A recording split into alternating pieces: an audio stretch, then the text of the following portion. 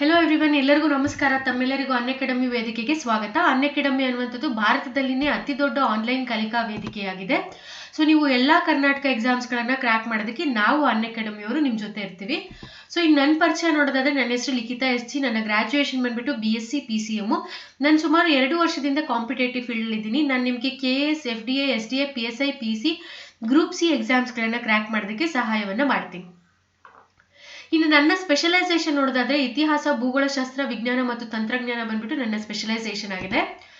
Okay, so ನೋಡಿ, ನೀವು ಅನ್ಅಕಾಡೆಮಿಗೆ join ಆಗೋದ್ರಿಂದ ನಿಮ್ಗೆ ಏನೆಲ್ಲ ಉಪಯೋಗಗಳಿದೆ ಅಂತಂದಾಗ, schedule that works for you, ಮತ್ತು ಯಾವುದೇ ಥರ ಲ್ಯಾಂಗ್ವೇಜ್ ಬೇರಿಯರ್ ಅನ್ನುವಂಥದ್ದು ಇರೋದಿಲ್ಲ. ಸೊ ನಿಮಗೆ ತರಗತಿಗಳು ಕನ್ನಡದಲ್ಲಿ ಬೇಕು ಅಂತಂದರೆ ತರಗತಿಗಳು ಕನ್ನಡದಲ್ಲಿ ಸಿಗುತ್ತೆ, ತರಗತಿಗಳು ಇಂಗ್ಲೀಷಲ್ಲಿ ಬೇಕು ಅಂತಂದರೆ ತರಗತಿಗಳು ಇಂಗ್ಲೀಷಲ್ಲಿ ಸಿಗುತ್ತೆ. ಸೊ ನಿಮಗೆ ತರಗತಿಗಳು ಎರಡೂ ಭಾಷೆಯಲ್ಲೂ ಬೇಕು ಅಂತಂದರೆ ತರಗತಿಗಳು ಅನ್ನುವಂಥದ್ದು ನಿಮಗೆ ಎರಡೂ ಭಾಷೆಯಲ್ಲಿ ಕೂಡ ಸಿಗುತ್ತೆ.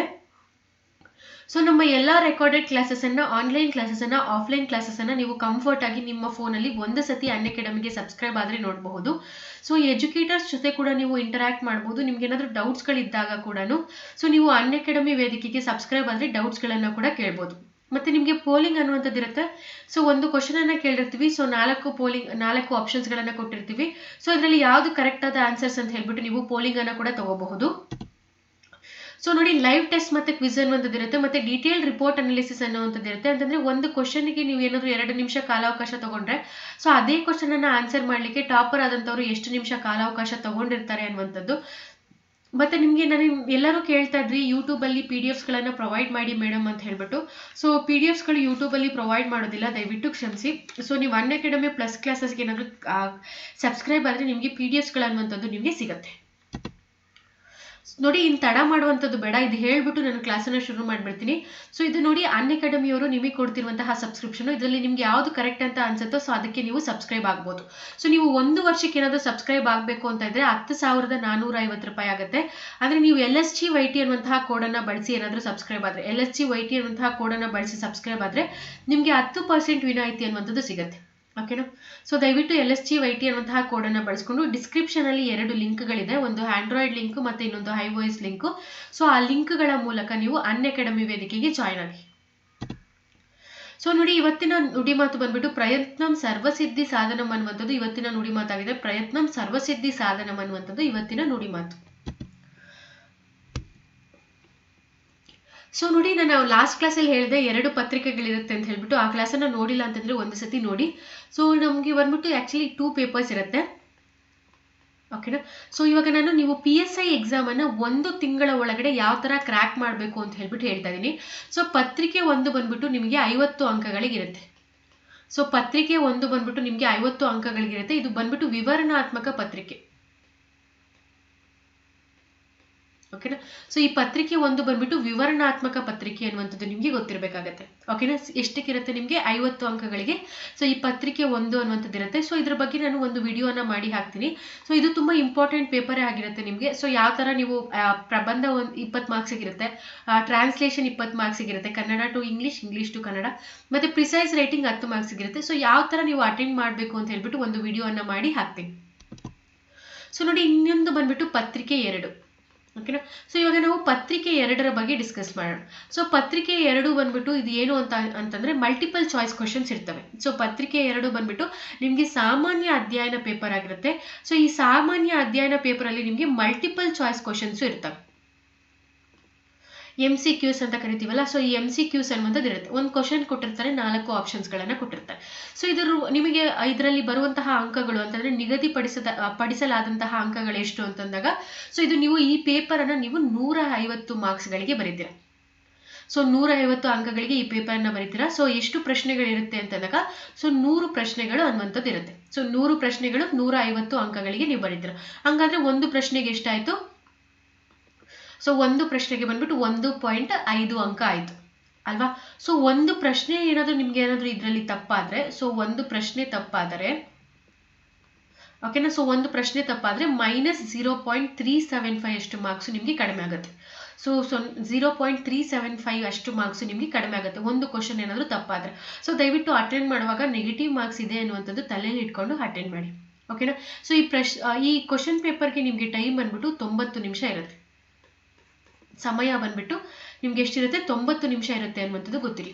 ಓಕೆ, ಇನ್ನು ಲೇಟ್ ಮಾಡುವಂಥದ್ದು ಬೇಡ, ನಾವು ಸಿಲೆಬಸ್ಗೆ ಹೋಗ್ಬಿಡೋಣ. ಸೊ ಯಾವ್ಯಾವ ಸಬ್ಜೆಕ್ಟಿಗೆ ಏನೇನು ಓದಬೇಕು ಅಂತ ಹೇಳ್ಬಿಡ್ತೀನಿ ನೋಡಿ. ಸೊ ಫಸ್ಟ್ ವಿಜ್ಞಾನ ಮತ್ತು ತಂತ್ರಜ್ಞಾನ ತಗೊಳ್ಳಿ. ಓಕೆ, ಸೊ ಮೊದಲನೇದು ಬಂದ್ಬಿಟ್ಟು ವಿಜ್ಞಾನ ಮತ್ತು ತಂತ್ರಜ್ಞಾನ ಅಂತ ಹೇಳ್ಬಿಟ್ಟು ತಗೊಳ್ಳಿ. ಸೊ ನೋಡಿ, ಇದು ವಿಜ್ಞಾನ ಮತ್ತು ತಂತ್ರಜ್ಞಾನ ಏನು ಅಂತಂದಾಗ, ಈ ವಿಜ್ಞಾನ ಮತ್ತು ತಂತ್ರಜ್ಞಾನದಲ್ಲಿ ಈ 200 ಪೋಸ್ಟ್ PSI ಕಾಲ್ ಆಗಿತ್ತಲ್ಲ, ಆವಾಗ 36 ಕ್ವಶನ್ಸ್ ಅನ್ನುವಂಥದ್ದು ಬಂದಿತ್ತು. ಓಕೆನಾ.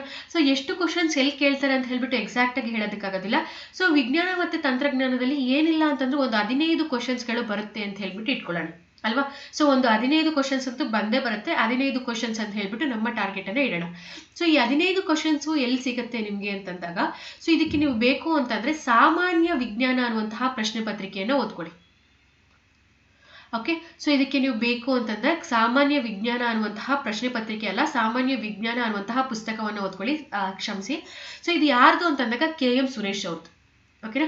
ಸೊ ಇವರ ಪುಸ್ತಕ ವಿಜ್ಞಾನ ಮತ್ತೆ ತಂತ್ರಜ್ಞಾನಕ್ಕೆ ತುಂಬಾ ಚೆನ್ನಾಗಿದೆ. ಸೊ ಇದ್ರ ಜೊತೆ ಬೇಕು ಅಂತಂದ್ರೆ ನೀವು 4G ಸೈನ್ಸ್ ಅನ್ನ ಓದಿ.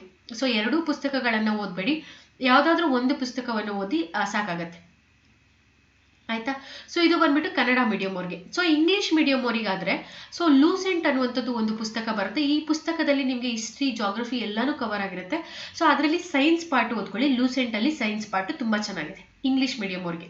ಸೊ ನಿಮ್ಗೆ ಇಷ್ಟು ಓದ್ಲಿಕ್ಕೆ ಅಂತಂದ್ರೆ ಈ ಬುಕ್ಸ್ಗಳನ್ನ ಕಂಪ್ಲೀಟ್ ಮಾಡೋದಕ್ಕೆ ಬರೀ ವಿಜ್ಞಾನ ಮತ್ತೆ ತಂತ್ರಜ್ಞಾನ ಓದೋಕ್ಕೆ ಏನಿಲ್ಲ ಅಂತಂದ್ರೆ ನಿಮ್ಗೆ 1 ಮಂತ್ ಅಥವಾ 15 ದಿವಸ ಅಂತೂ ಬೇಕೇ ಬೇಕಾಗುತ್ತೆ. ಓಕೆನಾ.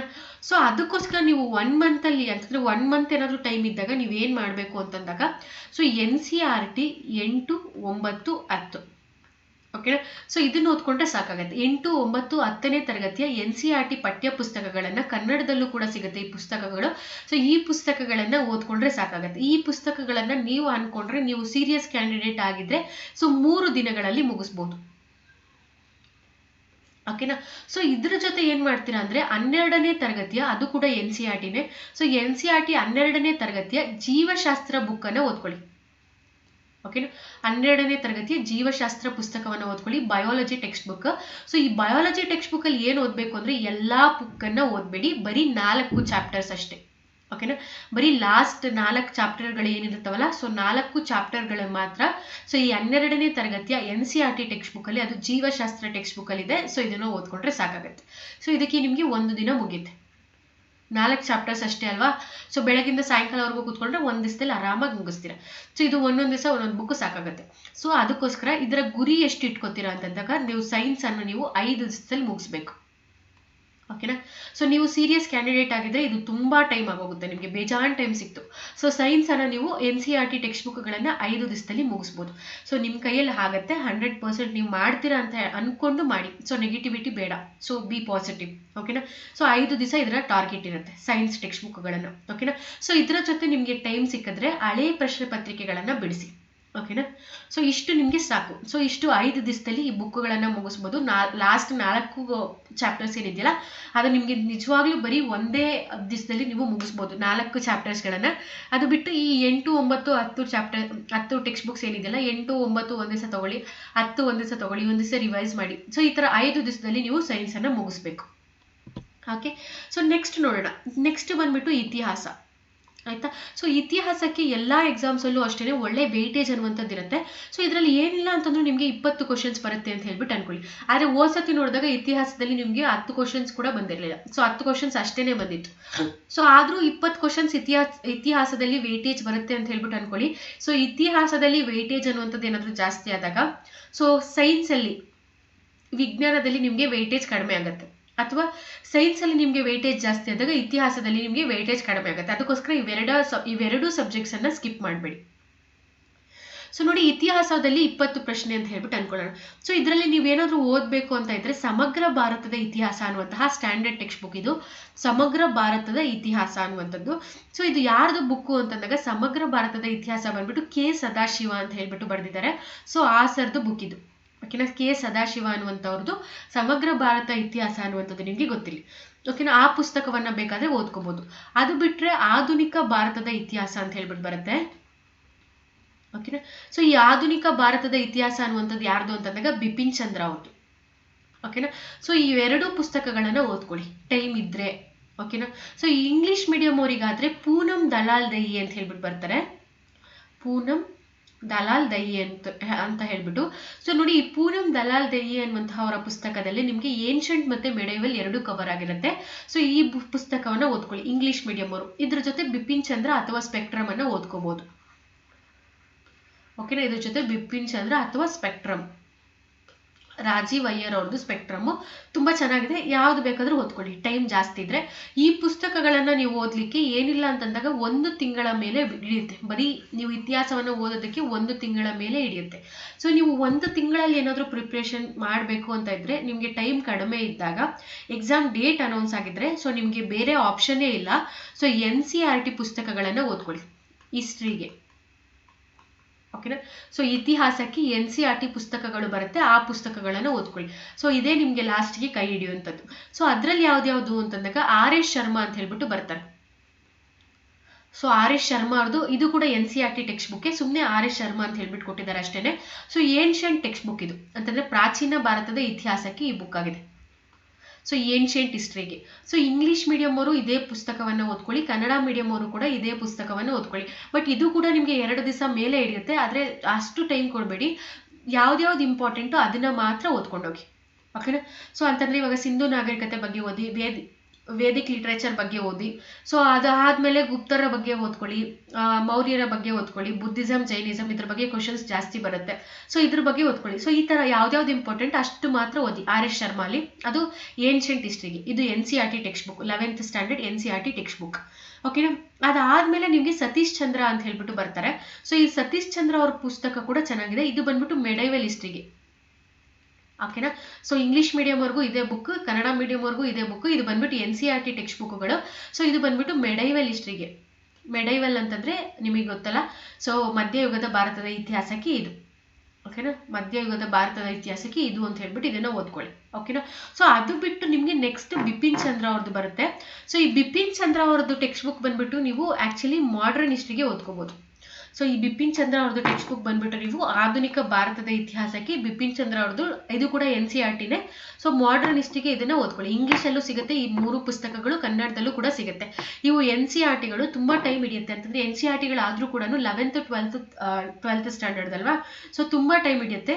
ದಯವಿಟ್ಟು ಒಂದೊಂದು ದಿವಸಕ್ಕೆ ಮಾತ್ರ ಹಾಕೊಳ್ಳಿ. ಯಾಕೆ ಅಂತಂತಂದ್ರೆ ಸೊ ತುಂಬಾ ಬ್ರಾಡರ್ ಆಗಿ ಕೊಟ್ಟಿದ್ದಾರೆ. ಸೊ ಇಂಪಾರ್ಟೆಂಟ್ ಮಾತ್ರ ಓದ್ಕೊಂಡು ಹೋಗಿ ಒಂದ್ ದಿವಸದಲ್ಲಿ ಮುಗಿಸ್ಬೋದು ಒಂದೊಂದು ಟೆಕ್ಸ್ಟ್ ಬುಕ್ ಅನ್ನು. ಓಕೆನಾ. ಸೊ ಇದ್ರ ಜೊತೆ ನೀವು ಕರ್ನಾಟಕ ಹಿಸ್ಟ್ರಿಗೆ ಓದ್ಕೋಬೇಕಿರುತ್ತೆ. ಓಕೆನಾ. ಸೊ ಈ ಕರ್ನಾಟಕ ಇತಿಹಾಸಕ್ಕೆ ನೀವು ಏನು ಓದ್ಬೇಕು ಅಂತಂದ್ರೆ, ನಾನು ಕ್ಲಾಸಸ್ಗಳನ್ನ ಮಾಡಿದ್ದೀನಿ. ಸೊ ಕದಂಬರ ಬಗ್ಗೆ ಒಂದು ಕ್ಲಾಸ್, ಶಾತವಾಹನರ ಬಗ್ಗೆ ಒಂದು ಕ್ಲಾಸ್, ಬಾದಾಮಿ ಚಾಲುಕ್ಯರ ಬಗ್ಗೆ ಒಂದು ಕ್ಲಾಸ್. ಸೊ ಈ ತರ ಕ್ಲಾಸಸ್ಗಳನ್ನ ಮಾಡಿದ್ದೀನಿ. ಸೊ ತಲಕಾಡಿನ ಇದು ಗಂಗರ ಬಗ್ಗೆ ಒಂದು ಕ್ಲಾಸ್.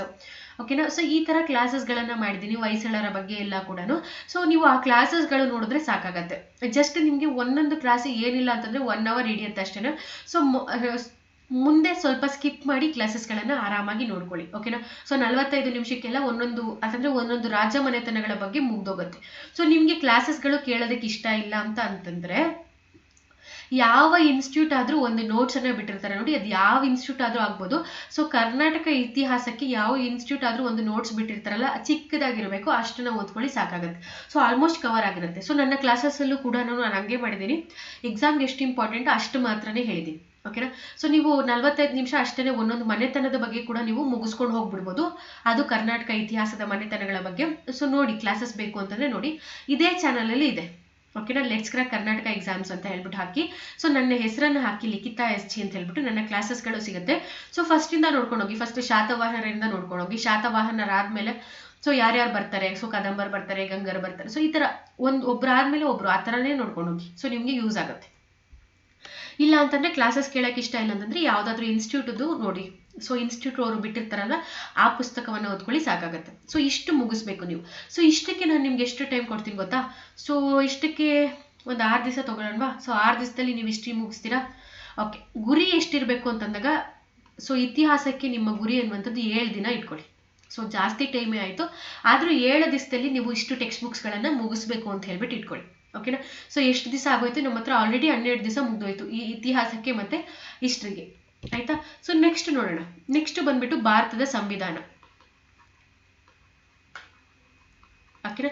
ಸೊ ನೋಡಿ, ಈ ಭಾರತದ ಸಂವಿಧಾನದಲ್ಲಿ ಬಂದ್ಬಿಟ್ಟು ನಿಮ್ಗೆ ಏನಿಲ್ಲ ಅಂತಂದ್ರೆ 15 ಪ್ರಶ್ನೆಗಳು ಅನ್ನುವಂಥದ್ದು ಕೇಳ್ತಾರೆ. ಸೊ ಈ 15 ಅಂತ ಹೇಳ್ಬಿಟ್ಟು ಇಟ್ಕೊಳ್ಳೋಣ. ಸೊ ಈ ಭಾರತದ ಸಂವಿಧಾನಕ್ಕೆ ನಿಮ್ಗೆ standard text book English medium ಅವರಿಗೆ ಬಂದ್ಬಿಟ್ಟು ಎನ್ ಲಕ್ಷ್ಮೀಕಾಂತ್ ಅಲ್ವಾ. ಸೊ ಲೇಟೆಸ್ಟ್ ಎಡಿಷನ್ ಅನ್ನ ತಗೊಳ್ಳಿ, ಇಲ್ಲ ಅಂತಂದ್ರೆ ಇದ್ರೆ ಅದನ್ನೇ ಓದ್ಕೊಳ್ಳಿ. So N Laxmikanth English medium ಅವ್ರಿಗೆ ಪೊಲಿಟಿಗೆ ಟೆಕ್ಸ್ಟ್ ಬುಕ್. ಓಕೆನಾ. ಸೊ ಇನ್ನು ಕನ್ನಡ ಮೀಡಿಯಂ ಅವರಿಗೆ ಬಂದ್ಬಿಟ್ಟು ಭಾರತದ ಸಂವಿಧಾನ ಮತ್ತೆ ರಾಜಕೀಯ. ಓಕೆನಾ. ಕನ್ನಡ ಮೀಡಿಯಂ ಅವರಿಗೆ ಬಂದ್ಬಿಟ್ಟು ಭಾರತದ ಸಂವಿಧಾನ ಮತ್ತೆ ರಾಜಕೀಯ ಬಗ್ಗೆ ಓದ್ಕೊಳ್ಳಿ. ಸೊ ಇದು ಬಂದ್ಬಿಟ್ಟು ಯಾರ್ದು ಅಂತಂದ್ರೆ PS ಗಂಗಾಧರ್ ಅವ್ರದ್ದು. ಇದು ಬಂದ್ಬಿಟ್ಟು PS ಗಂಗಾಧರ್ ಅವ್ರದ್ದು ಅನ್ನುವಂಥದ್ದು ನಿಮ್ಗೆ ಗೊತ್ತಿಲ್ಲ. ಓಕೆನಾ. ಸೊ ಇಷ್ಟೆಲ್ಲ ಟೆಕ್ಸ್ಟ್ ಬುಕ್ಸ್ ನೀವು ಓದ್ಬೇಕಂತಂದ್ರೆ ಹೌದು, ಪೊಲಿಟಿಗೆ ಇದೇ ಸ್ಟ್ಯಾಂಡರ್ಡ್ ಟೆಕ್ಸ್ಟ್ ಬುಕ್, ಇದನ್ನೇ ಓದ್ಕೋಬೇಕು. ಸೊ ಇದಕ್ಕೆ ಯಾವ NCERT ಟೆಕ್ಸ್ಟ್ ಬುಕ್ ಕೂಡ ಬೇಕಾಗಿಲ್ಲ. ಸೊ ಈ ಪುಸ್ತಕಗಳನ್ನ ಓದಿದ್ರೆ ಸಾಕು. ಸೊ ಈ ಪುಸ್ತಕಗಳನ್ನ ಓದೋದಕ್ಕೆ ನಿಮ್ಗೆ ಜಾಸ್ತಿ ಟೈಮ್ ಹಿಡಿಯುತ್ತೆ. ಸೊ ಅದಕ್ಕೆ ಏನ್ ಮಾಡಿ ಅಂತಂದ್ರೆ, ಸೊ ಇದರಲ್ಲಿ ಯಾವ್ದು ಇಂಪಾರ್ಟೆಂಟ್ ಅಷ್ಟು ಮಾತ್ರ ಓದಿ. ಅಂತಂದ್ರೆ ಮೊದಲನೇ ಭಾಗ ಬರುತ್ತಲ್ಲ, ಎನ್ ಲಕ್ಷ್ಮೀಕಾಂತ್ ಅಲ್ಲಿ ಪಾರ್ಟ್ 1 ಅಂತ ಹೇಳ್ಬಿಟ್ಟು ಬರುತ್ತೆ. ಸೊ PS ಗಂಗಾಧರ್ ಅಲ್ಲೂ ಕೂಡ ಮೊದಲನೇ ಭಾಗ ಬರುತ್ತಲ್ಲ, ಅದನ್ನ ಕಂಪ್ಲೀಟ್ ಆಗಿ ಓದಿ, ಅದು ತುಂಬಾ ಇಂಪಾರ್ಟೆಂಟ್. ಅದಾದ್ಮೇಲೆ ನಿಮ್ಗೆ ಯಾವ್ದು ಇಂಪಾರ್ಟೆಂಟ್ ಆಗುತ್ತೆ, ಸೊ ಪ್ರಧಾನಮಂತ್ರಿಗಳ ಬಗ್ಗೆ ಇಂಪಾರ್ಟೆಂಟ್ ಆಗುತ್ತೆ. ಸೊ ಪ್ರಧಾನಮಂತ್ರಿಗಳ ಬಗ್ಗೆ ಓದಿದಾದ್ಮೇಲೆ ನೀವು CM ಅನ್ನ ಓದಿ. ಸೊ ಮುಖ್ಯಮಂತ್ರಿಗಳ ಬಗ್ಗೆ ಓದಿ. ಸೊ ಎರಡು ಸೇಮ್, ಬರೀ ಆರ್ಟಿಕಲ್ಸ್ ಮಾತ್ರ ಚೇಂಜ್ ಇರುತ್ತೆ. ಸೊ ಅದಾದ್ಮೇಲೆ ಪ್ರೆಸಿಡೆಂಟ್ ಬಗ್ಗೆ ಓದಿ, ರಾಷ್ಟ್ರಪತಿಗಳ ಬಗ್ಗೆ. ಸೊ ಪ್ರೆಸಿಡೆಂಟ್ ಆಗಿದ ತಕ್ಷಣ ಗವರ್ನರ್ ಬಗ್ಗೆ ಓದಿ. ಸೊ ಇವೆರಡು ಸೇಮ್ ಇರುತ್ತೆ, ಸ್ವಲ್ಪ ಮಾತ್ರ ಚೇಂಜ್ ಇರುತ್ತೆ. ಪಾರ್ಡನ್ ಪವರ್ಸ್ ಮಾತ್ರ ಸ್ವಲ್ಪ ಚೇಂಜ್ ಇರುತ್ತೆ, ಮತ್ತೆ ಆರ್ಟಿಕಲ್ಸ್ ಮಾತ್ರ ಚೇಂಜ್ ಇರುತ್ತೆ. ಇವ್ರ ಬಗ್ಗೆ ಓದಿ. ಸೊ ಅದಾದ್ಮೇಲೆ ಲೋಕಸಭಾ ಬಗ್ಗೆ ಓದಿ, ರಾಜ್ಯಸಭಾ ಬಗ್ಗೆ ಓದಿ. ಸೊ ಅದ್ರ ಜೊತೆಗೆ ನೀವು ಸುಪ್ರೀಂ ಕೋರ್ಟು ಮತ್ತೆ ಹೈಕೋರ್ಟು, ಸೊ ವಿಧಾನಸಭಾ ಮತ್ತೆ ವಿಧಾನ ಪರಿಷತ್. ಓಕೆನಾ. ಸೊ ಇಷ್ಟು ನಿಮ್ಗೆ ತುಂಬಾ ಅಂತಂದ್ರೆ ತುಂಬಾ ಇಂಪಾರ್ಟೆಂಟ್ ಆಗುತ್ತೆ. ಸೊ ಇದರ ಜೊತೆ CAG ಕ್ಯಾಗ್ ಬರುತ್ತಾರಲ್ಲ, ಸೊ ಕಂಪ್ಯೂಟರ್ ಮತ್ತೆ ಆಡಿಟರ್ ಜನರಲ್ ಅನ್ನುವಂಥದ್ದು, ಅವ್ರ ಬಗ್ಗೆ ಇಂಪಾರ್ಟೆಂಟ್ ಆಗುತ್ತೆ. ಮತ್ತೆ ಅಟಾರ್ನಿ ಜನರಲ್ ಬಗ್ಗೆ ಒಂದ್ಸತಿ ಓದ್ಕೊಳ್ಳಿ. ಸೊ ಅದ್ರ ಜೊತೆಗೆ KPSC, okay, so UPSC, NITI Aayog, so emergency ಅಂದ್ರೆ ತುರ್ತು ಪರಿಸ್ಥಿತಿ, ಸೊ ಎಮರ್ಜೆನ್ಸಿ. ಸೊ ನೋಡಿ, ಇಷ್ಟು ಸಾಕು. ಸೊ ನಿಮ್ಮ ಹತ್ರ ಟೈಮ್ ಕಡಿಮೆ ಇದ್ದಾಗ, ಸೊ ಅದರಲ್ಲಿ ಜಾಸ್ತಿ ಇಂಪಾರ್ಟೆಂಟ್ ಅಂತ ಹೇಳ್ಬಿಟ್ಟು ನಿಮ್ಗೆ ಯಾವ್ದು ಅನ್ಸುತ್ತೋ ಅಷ್ಟನ್ನು ಮಾತ್ರ ಓದ್ಕೊಳ್ಳಿ. ಸೊ ನನಗೆ ಅನ್ಸಿದ್ದ ಪ್ರಕಾರ ಇಷ್ಟು ತುಂಬಾ ಇಂಪಾರ್ಟೆಂಟು, ಇಷ್ಟರಿಂದನೇ ಜಾಸ್ತಿ ಕ್ವಶನ್ಸ್ ಬರ್ತಿರೋದು ಅಂತ ಹೇಳ್ಬಿಟ್ಟು ನನಗೆ ಅನ್ಸುತ್ತೆ. ಸೊ ಇಷ್ಟನ್ನ ಓದ್ಕೊಂಡ್ರೆ ಆಲ್ಮೋಸ್ಟ್ ನೀವು ಪೊಲಿಟಿ ಕವರ್ ಮಾಡ್ದಂಗೆ. ಸೊ ಪೊಲಿಟಿ ಟೆಕ್ಸ್ಟ್ ಬುಕ್ಸ್ ಇಷ್ಟಿದೆ. ಸೊ ನಿಮ್ಗೆ ಅನ್ಸ್ತಾ ಇರ್ಬೋದು ಇಷ್ಟು ಕೊಟ್ಬಿಟ್ಟು ಇಷ್ಟೇ ಅಂತ ಹೇಳ್ತಾರೆ ಅಂತ ಹೇಳ್ಬಿಟ್ಟು. ಸೊ PM, CM ಅಂತಂದ್ರೆ ಪ್ರೈಮ್ ಮಿನಿಸ್ಟರ್, ಪ್ರಧಾನಮಂತ್ರಿ, ಮುಖ್ಯಮಂತ್ರಿಗಳು, ರಾಷ್ಟ್ರಪತಿಗಳು, ರಾಜ್ಯಪಾಲರು, ಕಂಪ್ಯೂಟರ್ ಮತ್ತೆ ಆಡಿಟರ್ ಜನರಲ್ ಮತ್ತೆ ಅಟಾರ್ನಿ ಜನರಲ್. ಸೊ ಇಷ್ಟು ಏನಿದೆಯಲ್ಲ, UPSC, KPSC, NITI Aayog, emergency ಎಲ್ಲ, ಸೊ ಎಲ್ಲವನ್ನ ನೀವು 2 ದಿವಸದಲ್ಲೇ ಮುಗಿಸ್ಬೋದು. ಸೊ ಪಾರ್ಟ್ 1 ಮಾತ್ರ ನಿಮಗೆ ಸ್ವಲ್ಪ ಟೈಮ್ ಹಿಡಿಯುತ್ತೆ. 2 ದಿವಸ ಕೂಡ ಬೇಕಾಗಿಲ್ಲ, 1 ದಿವಸದಲ್ಲಿ ನೀವು ಸೀರಿಯಸ್ ಕ್ಯಾಂಡಿಡೇಟ್ ಆಗಿದ್ರೆ ಬರೀ ಎಲ್ಲ ಒಂದೊಂದು ಪೇಜೇ ಇದೆ, ಒಂದೊಂದು 2 ಪೇಜ್ ಅಷ್ಟೇನೆ ಇದೆ ಈ ಬುಕ್ಗಳಲ್ಲಿ. ಓಕೆನಾ. ಸೊ ಅಷ್ಟು ಓದ್ಕೊಂಡ್ರೆ ಸಾಕು. ಇನ್ನು ಪಾರ್ಟ್ 1 ಮಾತ್ರ ನಿಮಗೆ ಸ್ವಲ್ಪ ಟೈಮ್ ಹಿಡಿಯುತ್ತೆ. ಅದರಲ್ಲಿ ಅದೇ ಮೂಲಭೂತ ಹಕ್ಕುಗಳು, ಮೂಲಭೂತ ಕರ್ತವ್ಯಗಳು, ರಾಜನಿರ್ದೇಶಕ ತತ್ವಗಳು, ಪೌರತ್ವ, ಮತ್ತೆ ಸಂವಿಧಾನ ರಚನಾ ಸಭೆ, ಮತ್ತೆ ಆಕ್ಟ್ಗಳು ಬರ್ತಾವಲ್ಲ, ಸೊ ಆ ಆಕ್ಟ್ಗಳು. ಸೊ ಇವು ನಿಮ್ಗೆ ಇಂಪಾರ್ಟೆಂಟ್. ಅದು ಬಂದ್ಬಿಟ್ಟು ಪಾರ್ಟ್ 1 ಅಲ್ಲಿ ಕವರ್ ಆಗುತ್ತೆ. ಇದಕ್ಕೆ ಜಾಸ್ತಿ ಒತ್ತನ್ನ ಕೊಡಿ. ಓಕೆನಾ. ಸೊ ಪಾರ್ಟ್ 1ಗೆ ಜಾಸ್ತಿ ಪ್ರಿಫರೆನ್ಸ್ ಅನ್ನ ಕೊಡಿ. ಸೊ ಪಾರ್ಟ್ 1 ಆಗಿದ ತಕ್ಷಣ ಇದನ್ನೇ ಓದ್ಕೊಳ್ಳಿ. ಓಕೆನಾ. ಸೊ ಇಷ್ಟಕ್ಕೂ ಕೂಡ ನೀವು ನಾನೇನಾದ್ರೂ ಆದ್ರೆ ನನಗೆ 3 ಡೇಸ್ ಸಾಕಾಗುತ್ತೆ. ಸೊ ನಿಮಗೆ ಎಷ್ಟು ದಿವಸ ಬೇಕು ಅಂತಂದ್ರೆ ನಾನು ಸುಮ್ಮನೆ ಹಾಕಿರ್ತೀನಿ ಅಷ್ಟೇ. ಸೊ ನೀವೇನು ಇನ್ನೂ ಸ್ವಲ್ಪ ಬೇಗ ಮುಗಿಸಿದ್ರೆ, ಇದನ್ನೆಲ್ಲ ಇನ್ನೂ ಸ್ವಲ್ಪ ಬೇಗ ಏನಾದರೂ ಮುಗಿಸಿದ್ರೆ, ಸೊ ಕ್ವಶನ್ ಪೇಪರ್ಸ್ ಅನ್ನ ಸಾಲ್ವ್ ಮಾಡಿ. ಓಕೆನಾ. ಸೊ ಇದರ ಗುರಿ ಏನಂತ ಇಟ್ಕೊಳ್ಳೋಣ, ಸೊ ಪೊಲಿಟಿಯನ್ನು ನಾವು 5 ದಿವಸದಲ್ಲಿ ಮುಗಿಸ್ಬೇಕು ಅಂತ ಹೇಳ್ಬಿಟ್ಟು ಅನ್ನುವಂತಹ ಗುರಿಯನ್ನ ಇಟ್ಕೊಂಡಿರೋಣ. ಓಕೆ. ಸೊ ಎಷ್ಟು ದಿವಸ ಆಗೋಯ್ತು, 17 ದಿವಸ ಆಲ್ರೆಡಿ ಆಗೋಯ್ತು. ಓಕೆ. ಸೊ ಅದಾದ್ಮೇಲೆ ನೋಡಿ, ನೆಕ್ಸ್ಟ್ ಬಂದ್ಬಿಟ್ಟು ಭೂಗೋಳ ಶಾಸ್ತ್ರ. ಸೊ ಭೂಗೋಳ ಶಾಸ್ತ್ರ ಅಂತಂದ್ರೆ ಗೊತ್ತಲ್ವಾ, ಜಾಗ್ರಫಿ ಅಂತ ಹೇಳ್ಬಿಟ್ಟು ಏನ್ ಕರಿತೀವಲ್ಲ ಅದು. ಓಕೆನಾ. ಸೊ ಇದರಲ್ಲಿ ಎಷ್ಟು ಮಾರ್ಕ್ಸ್ ಬರುತ್ತೆ ನಿಮ್ಗೆ, 15 ಕ್ವಶನ್ಸ್ಗಳು ಬರುತ್ತೆ ಅಂತ ಹೇಳ್ಬಿಟ್ಟು ನೆನ್ಪಿಟ್ಕೊಳ್ಳಿ. 15 ಅಥವಾ 10 ಕ್ವಶನ್ಸ್ ಬರುತ್ತೆ ಭೂಗೋಳ ಶಾಸ್ತ್ರದಲ್ಲಿ. ಸೊ ಇದಕ್ಕೆ ಯಾವ್ದು ಓದ್ಬೇಕು ಅಂದ್ರೆ, ನಾನು ಯಾವ ಬುಕ್ ಅನ್ನ ಕೂಡ ನಿಮ್ಗೆ ಹೇಳೋದಿಲ್ಲ. ಸೊ ನಿಮ್ಗೆ ಬೇಕು ಅಂದ್ರೆ ಸ್ಟ್ಯಾಂಡರ್ಡ್ ಟೆಕ್ಸ್ಟ್ ಬುಕ್ಸ್ ಬೇಕು ಅಂತಂದ್ರೆ ಕುಲ್ಲಾರ್ ಅಥವಾ ಮೋಹನ್ ಕೃಷ್ಣಮೂರ್ತಿ ಸರ್ ಅವ್ರದ್ದಿದೆ ಒಂದು ಬುಕ್, ಇಂಗ್ಲಿಷ್ ಮೀಡಿಯಂ ಅವರಿಗೆ, ಇದೆಲ್ಲ ಓದ್ಕೊಳ್ಳಿ. ಸೊ ನನಗೆ ಗೊತ್ತಿದ್ದಂಗೆ ಸೊ ಕನ್ನಡ ಮೀಡಿಯಂ ಅವ್ರಿಗೆ ಬೇಕಂತಂದ್ರೆ ಡಾಕ್ಟರ್ ರಂಗನಾಥ್ ಸರ್ ಅವ್ರು ಬರೆದಿದ್ದಾರೆ. ಸೊ ಈ ಪುಸ್ತಕ ಕೂಡ ಚೆನ್ನಾಗಿದೆ. ಸೊ ಕುಲ್ಲಾರ್ ಅವ್ರದ್ದು ಚೆನ್ನಾಗಿದೆ, ಮತ್ತೆ ಮೋಹನ್ ಕೃಷ್ಣಮೂರ್ತಿ ಸರ್ ಅಂತ ಹೇಳ್ಬಿಟ್ಟು ಅವರು ಇಂಗ್ಲಿಷಲ್ಲಿ ಬಿಟ್ಟಿದ್ದಾರೆ. ಸೊ ಅದು ಕೂಡ ಚೆನ್ನಾಗಿದೆ, ಆಯ್ತಾ. ಸೊ ನನಗೆ ಅನ್ಸಿದ ಪ್ರಕಾರ ಈ ಪುಸ್ತಕಗಳು ಯಾವುದೂ ಬೇಡ. ಟೈಮ್ ಇದ್ರೆ ದಯವಿಟ್ಟು ಓದಿ, ಟೈಮ್ ಇಲ್ಲ ಅಂತಂದ್ರೆ ಓದೋದಕ್ಕೆ ಹೋಗ್ಬೇಡಿ. ಸೊ NCERT ಪುಸ್ತಕಗಳನ್ನ ಮಾತ್ರ ಓದಿ ಸಾಕಾಗತ್ತೆ. ಸೊ NCERTಯಲ್ಲಿ 11ನೇ ತರಗತಿಯಲ್ಲಿ ನಿಮ್ಗೆ 2 ಪುಸ್ತಕಗಳಿದೆ. ಓಕೆನಾ. ಸೊ ಇನ್ನು 12ನೇ ತರಗತಿಯಲ್ಲಿ ನಿಮ್ಗೆ 2 ಪುಸ್ತಕಗಳು ಅನ್ನುವಂಥದ್ದಿದೆ. ಸೊ ಈ 11ನೇ ತರಗತಿಯಲ್ಲಿ ಇದೆಯಲ್ಲ, ಈ ಪುಸ್ತಕಗಳು ತುಂಬಾ ಅಂತಂದ್ರೆ ತುಂಬಾ ಇಂಪಾರ್ಟೆಂಟ್. ಇದಕ್ಕೆ ಒಂದು 10ಕ್ಕೆ 10 ಸ್ಟಾರ್. ಓಕೆನಾ. ಸೊ ಜಾಗ್ರಫಿ ನೀವು ಕವರ್ ಮಾಡಬೇಕು ಅಂತಿದ್ರೆ 11ನೇ ತರಗತಿಯ NCERT ಟೆಕ್ಸ್ಟ್ ಬುಕ್ಗಳನ್ನು ಓದಿ ಸಾಕಾಗತ್ತೆ. ಸೊ 9, 10 ಎಲ್ಲ ಟೆಕ್ಸ್ಟ್ ಬುಕ್ಗಳದ್ದು ಕೂಡ ನಿಮಗೆ 11ನೇ ತರಗತಿಯ 2 ಟೆಕ್ಸ್ಟ್ ಬುಕ್ಕಲ್ಲಿ ಕವರ್ ಮಾಡಿದೆ. ಓಕೆನಾ. ಸೊ ತುಂಬಾ ಅಂತಂದ್ರೆ ತುಂಬಾ ಇಂಪಾರ್ಟೆಂಟ್. ಯಾವುದನ್ನ ಮಿಸ್ ಮಾಡಿದ್ರು ಜಾಗ್ರಫಿಗೆ ನೀವು 2 ಟೆಕ್ಸ್ಟ್ ಬುಕ್ಗಳನ್ನು ಮಿಸ್ ಮಾಡ್ಬೋದು. ಸೊ ಇದು ನಿಮಗೆ 3 ದಿವಸ ಹಿಡಿಯುತ್ತೆ ಈ 2 ಟೆಕ್ಸ್ಟ್ ಬುಕ್ಗಳನ್ನು ಓದೋದಕ್ಕೆ. ಸೊ ಅದಾದ್ಮೇಲೆ 12ನೇ ತರಗತಿದು 2 ಪುಸ್ತಕ ಬರುತ್ತೆ, ಅದು ಒಂದೊಂದು ದಿವಸನೇ ಹಿಡಿಯುತ್ತೆ. ಬಟ್ ಆಗ್ಲಿಲ್ಲ ಅಂತಂದ್ರೆ ಇದನ್ನ ಅಟ್ಲೀಸ್ಟ್ ನೀವು ಮುಗಿಸ್ಲೇಬೇಕು. 2 ಪುಸ್ತಕಗಳು ಏನಿದೆಯಲ್ಲ 11ನೇ ತರಗತಿದು ಅದನ್ನ ನೀವು ಮುಗಿಸ್ಲೇಬೇಕು. ಓಕೆನಾ. ಸೊ ಇದಕ್ಕೊಂದು 5 ದಿನ ಇಡೋಣ. 5 ದಿವಸ ಜಾಸ್ತಿನೇ ಆಕ್ಚುಲಿ, ಆದ್ರೂ 5 ದಿನ ಇಡೋಣ ಗುರಿ. ಸೊ ಕನ್ನಡದಲ್ಲೂ ಕೂಡ ಸಿಗುತ್ತೆ ಪುಸ್ತಕಗಳು, ಇಂಗ್ಲೀಷಲ್ಲೂ ಕೂಡ ಸಿಗುತ್ತೆ. ಸೊ 5 ದಿನ. ಸೊ ನೀವು ಅನ್ಕೋತಾ ಇರ್ಬೋದು, ಇವ್ರಿಗೇನು ಹೇಳ್ತಾ ಇದಾರೆ 5 ದಿನದಲ್ಲಿ ಮುಗಿಸ್ಬೇಕು, 4 ದಿವಸದಲ್ಲಿ ಮುಗಿಸ್ಬೇಕು ಅಂತ ಹೇಳ್ತಾ ಇದ್ದೀರಾ. ಸೊ ನಾನು ಹೇಳ್ತಿರುವಂಥದ್ದು ಬಂದ್ಬಿಟ್ಟು ನಿಮ್ಗೋಸ್ಕರನೇ ಹೇಳ್ತಾ ಇದ್ದೀನಿ. ಸೊ 1 ಮಂತ್ ಟೈಮ್ ಇದ್ದಾಗ ನೀವೇನಾದ್ರೂ ಶುರು ಮಾಡಿದ್ರೆ ಈ ತರ ಮಾಡಿ ಅಂತ ಹೇಳ್ಬಿಟ್ಟು ಹೇಳ್ತಾ ಇದ್ದೀನಿ. ಸೊ ನಿಮ್ಮ ಹತ್ರ ಇನ್ನೂ ಜಾಸ್ತಿ ಟೈಮ್ ಇದ್ರೆ ಈ ದಿನಗಳು ಏನೇನಿದೆಯಲ್ಲ ಅದನ್ನೇ ಎಕ್ಸ್ಟೆಂಡ್ ಮಾಡ್ಕೊಂಡು ಹೋಗಿ, ಪರವಾಗಿಲ್ಲ. ಓಕೆನಾ. ಸೊ ಇದರ ಗುರಿ ಬಂದ್ಬಿಟ್ಟು ನಿಮಗೆ ಭೂಗೋಳಶಾಸ್ತ್ರಕ್ಕೆ 5 ದಿನ. ಓಕೆ. ಸೊ ನೋಡಿ, ನೆಕ್ಸ್ಟ್ ಬಂದ್ಬಿಟ್ಟು ಯಾವುದಕ್ಕೆ ಹೋಗೋಣ, ಮಾನಸಿಕ ಸಾಮರ್ಥ್ಯ. ಅದಕ್ಕಿಂತ ಮುಂಚೆ ಅರ್ಥಶಾಸ್ತ್ರದ ಬಗ್ಗೆ ಡಿಸ್ಕಸ್ ಮಾಡ್ತೀನಿ. ಸೊ ಅರ್ಥಶಾಸ್ತ್ರದಲ್ಲಿ ನಿಮ್ಗೆ ಏನಿಲ್ಲ ಅಂತಂದ್ರೆ ಒಂದು 7 ಕ್ವಶನ್ಸ್ ಬರುತ್ತೆ ಅಂತ ಹೇಳ್ಬಿಟ್ಟು ಅನ್ಕೊಳ್ಳಿ. ಸೊ ಅರ್ಥಶಾಸ್ತ್ರ ಅಂತಂದ್ರೆ ಎಕನಾಮಿಕ್ಸ್. ಓಕೆನಾ. ಸೊ ಈ ಎಕನಾಮಿಕ್ಸ್ ಅಲ್ಲಿ 7 ಕ್ವಶನ್ಸ್ ಬರುತ್ತೆ ಅಂತ ಹೇಳ್ಬಿಟ್ಟು ನೀವು ಅನ್ಕೊಳ್ಳಿ. ಈ ಎಕನಾಮಿಕ್ಸ್ಗೆ ಕನ್ನಡ ಮೀಡಿಯಂ ಅವ್ರಿಗೆ ಸ್ಟ್ಯಾಂಡರ್ಡ್ ಟೆಕ್ಸ್ಟ್ ಬುಕ್ ಬಂದು HR ಕೃಷ್ಣಮೂರ್ತಿ ಎನ್ನುವಂಥದ್ದು ಸ್ಟ್ಯಾಂಡರ್ಡ್ ಟೆಕ್ಸ್ಟ್ ಬುಕ್. ಇದು ಕನ್ನಡ ಮೀಡಿಯಂ ಅವರಿಗೆ. ಓಕೆ. ಸೊ ಇಂಗ್ಲಿಷ್ ಮೀಡಿಯಂ ಅವರಿಗಾದ್ರೆ ರಮೇಶ್ ಸಿಂಗ್ ಅಂತ ಹೇಳ್ಬಿಟ್ಟು ಬರ್ತಾರೆ. ಸೊ ರಮೇಶ್ ಸಿಂಗ್ ಬಂದ್ಬಿಟ್ಟು ಸ್ಟ್ಯಾಂಡರ್ಡ್ ಟೆಕ್ಸ್ಟ್ ಬುಕ್ ಯಾರಿಗೆ, ಇಂಗ್ಲಿಷ್ ಮೀಡಿಯಂ ಅವ್ರಿಗೆ. ಸೊ ಇಂಗ್ಲಿಷ್ ಮೀಡಿಯಂ ಅವರು ರಮೇಶ್ ಸಿಂಗ್ ಓದ್ಕೊಂಡ್ರೆ ಸಾಕಾಗತ್ತೆ. ಓಕೆನಾ. ಸೊ ಇದ್ರ ಜೊತೆ ನೀವು ನೋಡಿ ಕರ್ನಾಟಕ ಆರ್ಥಿಕ ಸಮೀಕ್ಷೆ ಅನ್ನುವಂಥದ್ದನ್ನ ಓದ್ಬೇಕು. ಕರ್ನಾಟಕ ಆರ್ಥಿಕ ಸಮೀಕ್ಷೆ ಇದು ನಿಮಗೆ ತುಂಬಾ ಅಂತಂದ್ರೆ ತುಂಬಾ ಇಂಪಾರ್ಟೆಂಟ್. ಸೊ ನೋಡಿ, ಈ ಟೆಕ್ಸ್ಟ್ ಬುಕ್ಗಳನ್ನು ಓದಿ. ಸೊ ನಿಮ್ಮ ಹತ್ರ ಈ ಟೆಕ್ಸ್ಟ್ ಬುಕ್ಗಳನ್ನು ಓದೋದಕ್ಕೆ ಟೈಮ್ ಇಲ್ಲ ಅಂತಂದ್ರೆ, ಬರೀ ಒಂದೇ ಒಂದು ತಿಂಗಳು ಉಳಿದಿದೆ ಅಂತಂದಾಗ ದಯವಿಟ್ಟು ಈ ಬುಕ್ಕನ್ನು ಓದ್ಕೊಳ್ಳಿ, ಕರ್ನಾಟಕದ ಆರ್ಥಿಕ ಸಮೀಕ್ಷೆ ಓದಿ. ಸೊ ಯಾರಾದ್ರೂ ನೋಡಿ, ಯಾರಾದ್ರೂ ಒಂದು ವಿಡಿಯೋ ನೋಡಿ ತುಂಬಾ ಕಂಪೈಲ್ ಮಾಡಿ ಬಿಟ್ಟಿರ್ತಾರೆ, ಅಂದ್ರೆ ಕರ್ನಾಟಕ ಆರ್ಥಿಕ ಸಮೀಕ್ಷೆ ಬಗ್ಗೆ ತುಂಬಾ ಚಿಕ್ಕದಾಗಿ ಡಿಸ್ಕಸ್ ಮಾಡಿರ್ತಾರೆ. ಅವರ ವಿಡಿಯೋಸ್ ಅನ್ನ ನೋಡಿ, ಒಂದು 2-3 ವಿಡಿಯೋಸ್ ನೋಡಿದ್ರೆ ನಿಮ್ಗೆ ಕರ್ನಾಟಕ ಆರ್ಥಿಕ ಸಮೀಕ್ಷೆ ಪೂರ್ತಿ ಕಂಪ್ಲೀಟ್ ಆಗುತ್ತೆ. ಸೊ ಕರ್ನಾಟಕ ಎಕನಾಮಿಕ್ ಸರ್ವೆ ಅನ್ನುವಂಥದ್ದು ನಿಮ್ಗೆ ಈ ಪುಸ್ತಕಗಳನ್ನು ಓದೋದಕ್ಕೆ ಟೈಮ್ ಇಲ್ಲ ಅಂತಂದ್ರೆ, ಸೊ ಕರ್ನಾಟಕ ಆರ್ಥಿಕ ಸಮೀಕ್ಷೆನ 1 ದಿವಸದಲ್ಲಿ ನೀವು ಮುಗಿಸ್ಬೋದು. ಹೆಂಗೆ ಅಂತಂದ್ರೆ, ಸೊ ಪುಸ್ತಕ ಎತ್ಕೊಂಡ್ರೆ ನಿಮ್ಗೆ ತುಂಬಾ ಟೈಮ್ ಹಿಡಿಯುತ್ತೆ. ಸೊ ಯಾವ್ದಾದ್ರು ಅಂದ್ರೆ ಯೂಟ್ಯೂಬ್ ಅಲ್ಲಿ ತುಂಬಾ ವಿಡಿಯೋಸ್ ಇದೆ, ಅದನ್ನ ನೋಡಿ. ಓಕೆನಾ. ಸೊ ಕರ್ನಾಟಕ ಆರ್ಥಿಕ ಸಮೀಕ್ಷೆ ಬಗ್ಗೆ ನೀವು ಓದ್ಲೇಬೇಕಾಗತ್ತೆ. ಇದು ತುಂಬಾ ಇಂಪಾರ್ಟೆಂಟ್ ನಿಮಗೆ ಅರ್ಥಶಾಸ್ತ್ರಕ್ಕೆ. ಸೊ ಇದ್ರ ಜೊತೆ ಬಂದ್ಬಿಟ್ಟು ನೀವು 11ನೇ ತರಗತಿದು ಸೊ ಒಂದು ಟೆಕ್ಸ್ಟ್ ಬುಕ್ ಇದೆ, ಎಕನಾಮಿಕ್ ಡೆವಲಪ್ಮೆಂಟ್ ಅಂತ ಹೇಳ್ಬಿಟ್ಟು, ಇಂಡಿಯನ್ ಎಕನಾಮಿಕ್ ಡೆವಲಪ್ಮೆಂಟ್ ಅನ್ನುವಂಥದ್ದು 11ನೇ ತರಗತಿಯ NCERT ಟೆಕ್ಸ್ಟ್ ಬುಕ್. ಓಕೆನಾ. ಸೊ ಇಂಡಿಯನ್ ಎಕನಾಮಿಕ್ ಡೆವಲಪ್ಮೆಂಟ್ ಅನ್ನುವಂಥದ್ದು ಬಂದ್ಬಿಟ್ಟು ಸೊ 11ನೇ ತರಗತಿಯ NCERT ಟೆಕ್ಸ್ಟ್ ಬುಕ್. ಇದು ಕನ್ನಡದಲ್ಲೂ ಕೂಡ ಸಿಗುತ್ತೆ, ಅದನ್ನೇ ಓದ್ಕೊಳ್ಳಿ. ಸೊ ಇದ್ರ ಜೊತೆ ಏನು ಓದ್ಬೇಕು ಅಂತಂದಾಗ 12ನೇ ತರಗತಿದು ಮೈಕ್ರೋ ಎಕನಾಮಿಕ್ಸ್ ಅಂತ ಹೇಳ್ಬಿಟ್ಟು ಬರುತ್ತೆ, ಮ್ಯಾಕ್ರೋ ಎಕನಾಮಿಕ್ಸ್. ಸೊ 12ನೇ ತರಗತಿದು ಮ್ಯಾಕ್ರೋ ಎಕನಾಮಿಕ್ಸ್ ಅಂತ ಹೇಳ್ಬಿಟ್ಟು ಬರುತ್ತೆ. ಸೊ ಇವೆರಡು NCERT ಟೆಕ್ಸ್ಟ್ ಬುಕ್ಗಳ ಜೊತೆ ಸೊ ಕರ್ನಾಟಕ ಆರ್ಥಿಕ ಸಮೀಕ್ಷೆಯನ್ನು ಓದ್ಕೊಂಡ್ರೆ ನಿಮ್ದು ಎಕನಾಮಿಕ್ಸ್ ಆಲ್ಮೋಸ್ಟ್ ಕಂಪ್ಲೀಟ್ ಆದಂಗೆನೆ. ಓಕೆನಾ. ಸೊ ಈ ಸ್ಟ್ಯಾಂಡರ್ಡ್ ಟೆಕ್ಸ್ಟ್ ಬುಕ್ಸ್ ಟೈಮ್ ಇದ್ರೆ ಓದ್ಕೊಳ್ಳಿ, ಟೈಮ್ ಇಲ್ಲ ಅಂತಂದ್ರೆ ಕರ್ನಾಟಕ ಆರ್ಥಿಕ ಸಮೀಕ್ಷೆ 11ನೇ ತರಗತಿದು ಇಂಡಿಯನ್ ಎಕನಾಮಿಕ್ ಡೆವಲಪ್ಮೆಂಟ್, ಸೊ 12ನೇ ತರಗತಿದು ಮ್ಯಾಕ್ರೋ ಎಕನಾಮಿಕ್ಸ್ ಅಂತ ಹೇಳ್ಬಿಟ್ಟು ಓದ್ಕೊಳ್ಳಿ. ಸೊ ಇದು ಬರೀ PSIಗಲ್ಲ, ನೀವು ಯಾವ ಎಕ್ಸಾಮ್ ಅನ್ನ ಕ್ರ್ಯಾಕ್ ಮಾಡಿದ್ರು ಕೂಡ ಅಷ್ಟೇನೆ. ಸೊ ಸೇಮ್ ಬುಕ್ಸೇ ಇರುತ್ತೆ ಸ್ಟ್ಯಾಟಿಕ್ಸ್ ಸಬ್ಜೆಕ್ಟಿಗೆ. ಓಕೆನಾ. ಸೊ ಇದಾದ ಮೇಲೆ ನಿಮಗೆ ಮೆಂಟಲ್ ಎಬಿಲಿಟಿ ಬರುತ್ತೆ. ಸೊ ಮೆಂಟಲ್ ಎಬಿಲಿಟಿಗೂ ಮುಂಚೆ ಕಂಪ್ಯೂಟರ್ ಬರುತ್ತೆ. ಸೊ ಕಂಪ್ಯೂಟರ್ದು ಏನಿಲ್ಲ ಅಂತಂದ್ರೆ ಒಂದು 3 ರಿಂದ 4 ಕ್ವಶನ್ಸ್ಗಳು ಕೇಳಿರ್ತಾರೆ ಅಷ್ಟೇನೆ. 3 ರಿಂದ 4 ಕ್ವಶನ್ಸ್ಗಳು ನಿಮಗೆ ಕಂಪ್ಯೂಟರ್ ಇಂದ ಬಂದಿರುತ್ತೆ. ಸೊ ಇದನ್ನ ಏನ್ ಮಾಡ್ಬೇಕು ಅಂತಂದಾಗ ಸೊ ಹಳೆಯ ಪ್ರಶ್ನೆ ಪತ್ರಿಕೆಗಳನ್ನ ಬಿಡಿಸಿ. ಓಕೆನಾ. ಸೊ ಹಳೆಯ ಪ್ರಶ್ನೆ ಪತ್ರಿಕೆಗಳು ಏನಿರುತ್ತಲ್ಲ, ಸೊ ಈ ಹಳೆಯ ಪ್ರಶ್ನೆ ಪತ್ರಿಕೆಗಳನ್ನ ಬಿಡಿಸಿ. ಸೊ ನೀವು ಹಳೆಯ ಪ್ರಶ್ನೆ ಪತ್ರಿಕೆಗಳನ್ನ ಎಲ್ಲಾ ನೋಡಿದ್ರು ನಿಮ್ಗೆ 100 ಪ್ರಶ್ನೆ ಸಿಗ್ಬೋದು ಅಷ್ಟೇನೆ. ಸೊ ಈ ಪ್ರಶ್ನೆಗಳು ಏನಿದೆಯಲ್ಲ ಇದು ಯಾವಾಗ್ಲೂ ರಿಪೀಟೇ. ಸೊ ಕಂಪ್ಯೂಟರ್ ಬರುವಂತಹ ಪ್ರಶ್ನೆ ಏನಿದೆಯಲ್ಲ ಸೊ ಯಾವಾಗ್ಲೂ ಬರೀ ರಿಪೀಟೆಡ್ ಕ್ವಶನ್ಸ್ ಇದೆ. ಸೊ ಈ ಪ್ರಶ್ನೆ ಪತ್ರಿಕೆಗಳಲ್ಲಿ ಇರುವಂತಹ ಪ್ರಶ್ನೆಗಳನ್ನ ಎಲ್ಲ ಒಂದ್ ಕಡೆ ನೋಟ್ ಮಾಡ್ಕೊಳ್ಳಿ.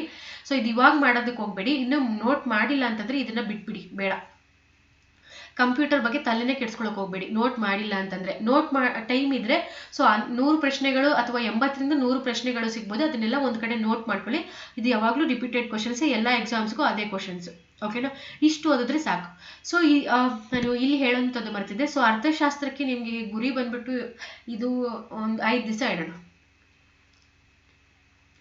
ಸೊ ನೀವು ಮುಗಿಸ್ಲೇಬೇಕು, 5 ದಿವಸದಲ್ಲಿ ಮುಗಿಸ್ಲೇಬೇಕಾಗುತ್ತೆ, ಯಾಕಂದರೆ ನಿಮ್ಮ ಹತ್ರ ಟೈಮ್ ಇಲ್ಲ. ಓಕೆನಾ, 5 ದಿವಸ ಇಡೋಣ. ಸೊ ಕಂಪ್ಯೂಟರ್ದು ಓದಿಲ್ಲ ಅಂತಂದರೆ ಬಿಟ್ಬಿಡಿ, ಓದಿದ್ರೆ 1 ದಿವಸ ಸಾಕು. ಓಕೆನಾ, ಕ್ವಶನ್ಸ್ ಏನಾದರೂ ಮಾಡಿದ್ರೆ 1 ದಿವಸ ಸಾಕಾಗತ್ತೆ. ಸೊ ಇದರ ಜೊತೆ ಮಾನಸಿಕ ಸಾಮರ್ಥ್ಯ ಅನ್ನುವಂಥದ್ದು ಬರುತ್ತೆ ಅಲ್ವಾ. ಸೊ ಈ ಮಾನಸಿಕ ಸಾಮರ್ಥ್ಯವನ್ನು ಯಾವ ಥರ ಓದ್ತೀರಾ ಅಂತಂದಾಗ, ಸೊ ಈ ಮಾನಸಿಕ ಸಾಮರ್ಥ್ಯದಿಂದ ನಿಮಗೆ 10 ಕ್ವಶನ್ಸ್ ಬಂದೇ ಬರುತ್ತೆ, 10 ಕ್ವಶನ್ಸ್ ಇದ್ದೇ ಇರುತ್ತೆ. ಸೊ ಈ ಮಾನಸಿಕ ಸಾಮರ್ಥ್ಯದಿಂದ ನೀವು ಯಾವ ಥರ ಓದ್ತೀರಾ ಅಂತಂದಾಗ, ಸಾಧನಾ ಅಕಾಡೆಮಿಯವರು ಒಂದು ವಿಡಿಯೋನ ಬಿಡ್ತಾರೆ. ಸೊ ಮಂಜುನಾಥ್ ಸರ್ ಮಾಡ್ತಾರೆ. ಸೊ ಸಾಧನಾ ಅಕಾಡೆಮಿಯವರು ಅವರು ಒಂದು ವಿಡಿಯೋನ ಬಿಡ್ತಾರೆ, ಆ ವಿಡಿಯೋಸನ್ನು ನೋಡಿ. ಸೊ ಇಲ್ಲ ಅಂತಂದರೆ ಈಶ್ವರ್ ಗಿರಿ ಸರ್ ಅಂತ ಹೇಳ್ಬಿಟ್ಟು ಅವ್ರು ಅನ್ ಅಕಾಡೆಮಿಯಲ್ಲೇ ಮಾಡ್ತಾರೆ, ತುಂಬ ಅಂತಂದರೆ ತುಂಬ ಚೆನ್ನಾಗಿ ಮಾಡ್ತಾರೆ.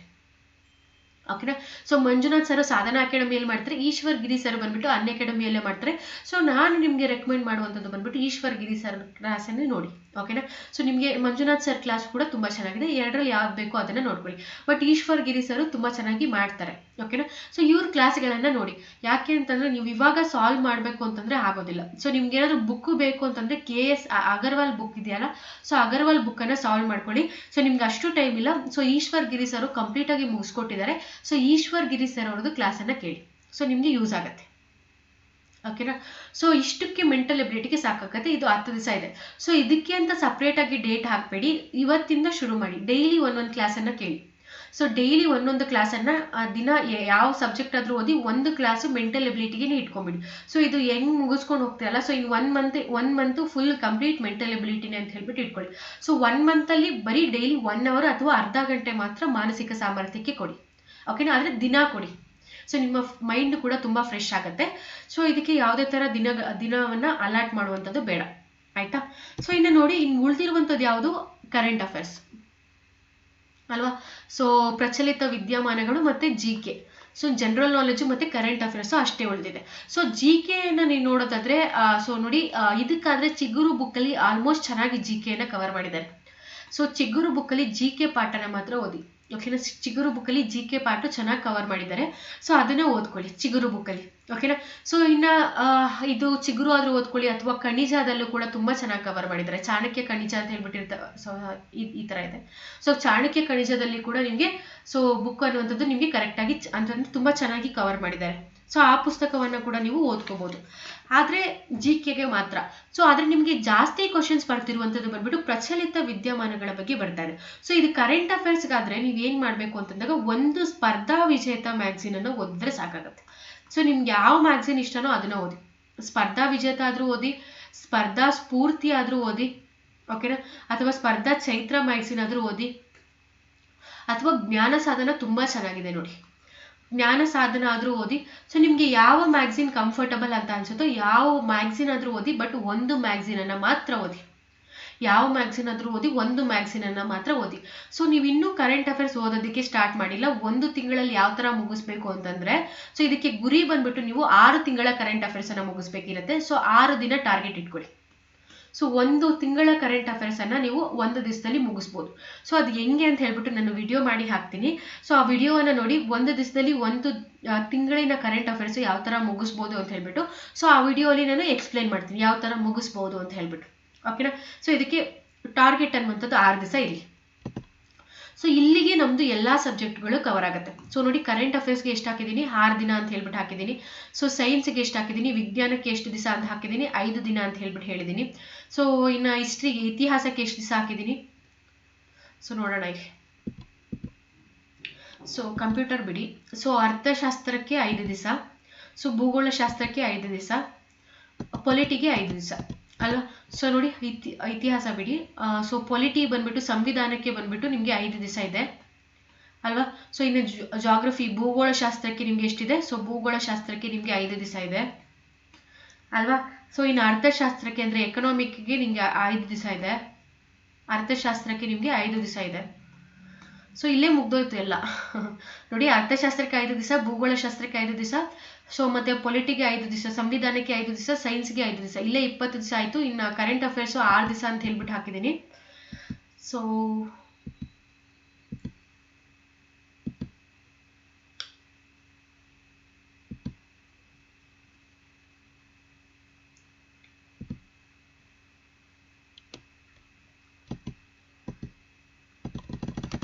ನೋಡಿ, ಇಲ್ಲಿ ನಿಮಗೆ ಆ್ಯಕ್ಚುಲಿ ಇತಿಹಾಸಕ್ಕೆ ನಾನು 7 ದಿವಸ ಕೊಟ್ಟಿದ್ದೀನಿ.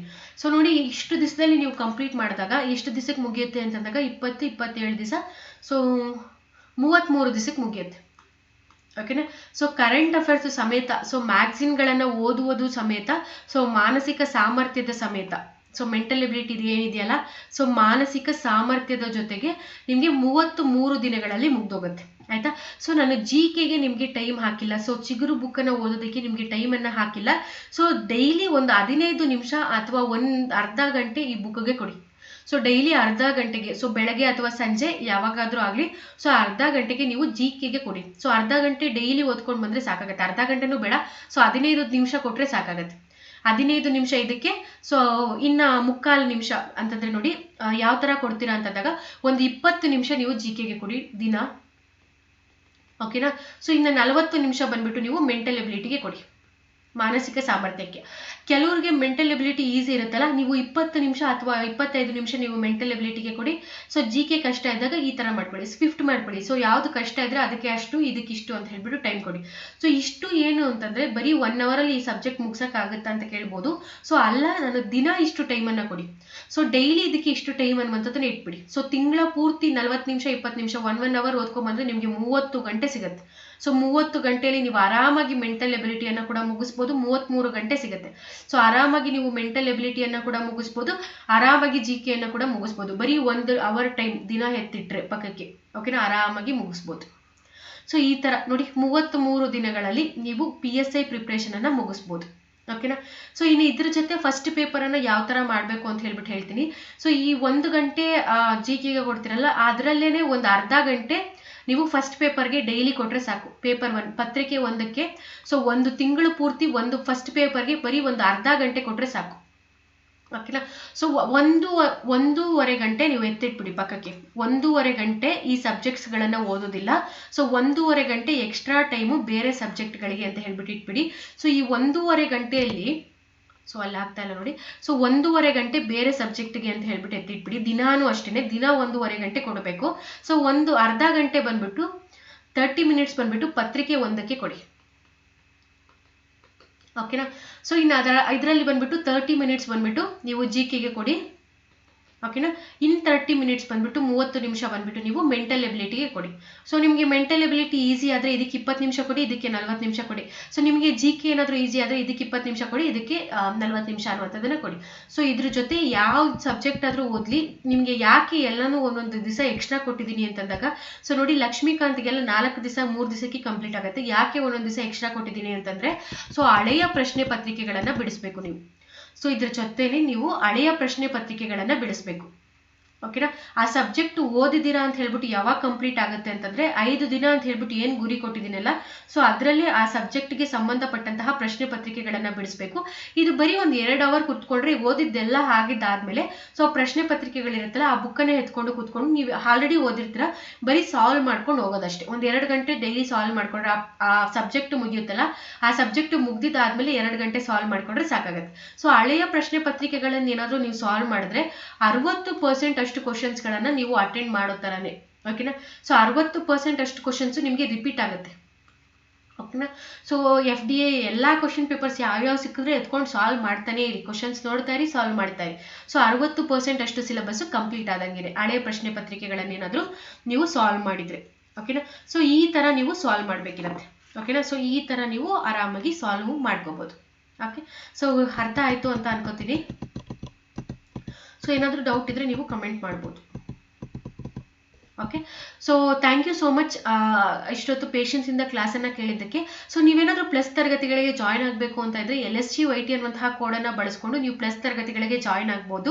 ಸೊ ನನ್ನ ವಿಡಿಯೋದ ಡಿಸ್ಕ್ರಿಪ್ಷನಲ್ಲಿ ನಿಮಗೆ ಆಂಡ್ರಾಯ್ಡ್ ಲಿಂಕ್ ಇದೆ, ಅದರ ಕೆಳಗಡೆ ನಿಮಗೆ ಆ್ಯಪಲ್ ಫೋನ್ಸ್ ಆಗಿದ್ರೆ iOS ಲಿಂಕ್ ಇದೆ. ಸೊ ಆ ಲಿಂಕ್ಗಳನ್ನು ಡೌನ್ಲೋಡ್ ಮಾಡಿಕೊಂಡು ನೀವು ಪ್ಲಸ್ ತರಗತಿಗಳಿಗೆ ಜಾಯ್ನ್ ಆಗ್ಬೋದು. ಸೊ ನಿಮಗೆ ಅನ್ಅಕಾಡೆಮಿಯಲ್ಲಿ ನಿಮಗೆ ಎಲ್ಲ ಬ್ಯಾಚ್ ಕೋರ್ಸ್ಗಳು ಸಿಗುತ್ತೆ. ಸೊ PC ಎಕ್ಸಾಮಿನ ಬ್ಯಾಚ್ ಕೋರ್ಸು ಸಿಗುತ್ತೆ, ಸೊ PSI ಎಕ್ಸಾಮಿನ ಬ್ಯಾಚ್ ಕೋರ್ಸು ಸಿಗುತ್ತೆ, FDA ಎಕ್ಸಾಮಿನ ಬ್ಯಾಚ್ ಕೋರ್ಸು. ಸೊ ಎಲ್ಲ ಎಕ್ಸಾಮಿನ ಬ್ಯಾಚ್ ಕೋರ್ಸ್ಗಳು ನಿಮಗೆ ಅನ್ಅಕಾಡೆಮಿ ವೇದಿಕೆಯಲ್ಲಿ ಸಿಗುತ್ತೆ. ಸೊ ಈ LSGYT ಅನ್ನುವಂತಹ ಕೋಡನ್ನು ಯಾಕೆ ಸಬ್ಸ್ಕ್ರೈಬ್ ಮಾಡಬೇಕು ಅಂತಂದರೆ ನಿಮಗೆ 10% ವಿನಾಯಿತಿ ಅನ್ನುವಂಥದ್ದು ಸಿಗುತ್ತೆ. ಸೊ 10% ವಿನಾಯಿತಿ ಅನ್ನುವಂಥದ್ದು ನಿಮಗೆ LSGYT ಅನ್ನುವಂತಹ ಕೋಡನ್ನು ಮಾಡಿಕೊಂಡು ಸಬ್ಸ್ಕ್ರೈಬ್ ಆದರೆ ಸಿಗುತ್ತೆ. ಓಕೆನಾ. ಸೊ ನಿಮಗೆ ವಿಡಿಯೋ ಇಷ್ಟ ಆಗಿದ್ರೆ ಪ್ಲೀಸ್ ಲೈಕ್ ಮಾಡಿ, ಶೇರ್ ಮಾಡಿ ಮತ್ತು ಸಬ್ಸ್ಕ್ರೈಬ್ ಮಾಡಿ. ನಿಮಗೆ ವಿಡಿಯೋ ಇಷ್ಟ ಆಗಿದ್ರೆ ದಯವಿಟ್ಟು ಲೈಕ್ ಮಾಡಿ, ಶೇರ್ ಮಾಡಿ ಮತ್ತು ಸಬ್ಸ್ಕ್ರೈಬ್ ಮಾಡಿ.